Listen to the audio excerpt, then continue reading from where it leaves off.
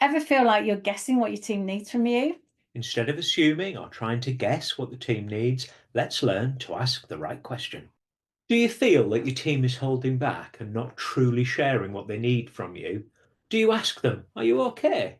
Do you tell them, my door's always open, so they know they can always ask you for help? But do you feel your team never seems to share what's on their mind? To help the team be honest and share what they need, we're going to give you a powerful question. Ask someone how they are, and they'll say, I'm fine. Ask them if they are okay, and they'll say, yes. So, why is it that when you ask people how they feel or what they need from you, they're not honest? And this is particularly important when that person who's asking the question is the boss. So if you think about it, when somebody asks you what you need or how you feel or if everything is okay, they are risking their judgment from you. So when people ask for help, they may feel like they are bothering you or they're being difficult. They may worry that that request that they're asking from you might be misinterpreted as a criticism. So think about this. To share how you feel or what you need is risky, particularly if you're talking to the boss.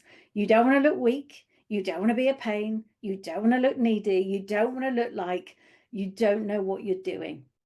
Okay, so I understand the need to make people feel comfortable and safe to tell me what they need. I tell people my door's always open all the time, but nobody ever comes in. So what can I say instead? Okay, so a more supportive question that's going to encourage an honest response is, how can I be the best manager for you? How can I be the best manager for you? Is that it? Yes, this question works because you're guiding what feedback you want from people. You are going to have a much more interesting conversation. The question isn't going to fix everything, but it is going to show the other person that you care and that you're interested in their thoughts and that you're willing to do what you can to help them succeed. So think about it.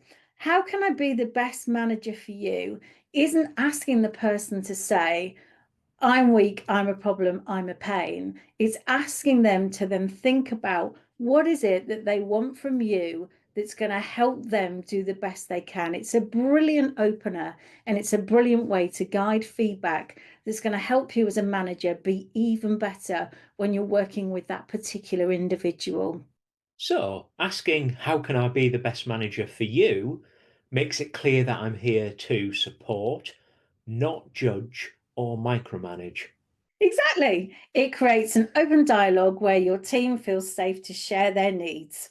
The question also moves the focus of the conversation away from the team or the individual's shortcomings and firmly into what you as a boss can do for them. And when you ask this question, you are saying loud and clear to the individual, I'm in your corner and I am willing to adapt to support you. So, what do you need to do then? You need to ask, how can I be the best manager for you in your very next one to one, your next check in, or your next performance review? Be that tomorrow, or next week, or next month, give it a go. Ask them the question. Then you need to give them room to answer, listen actively, and then act on that feedback. And you need to ask this regularly, perhaps quarterly, or anytime you think someone in your team might be struggling. And the beautiful thing about this question is everybody in your team is different. We're all individual. We all have different individual needs. So this question is going to uncover that for you. So just start with one conversation and try using this different question. Watch how asking, how can I be the best manager for you, opens up better conversations with your team.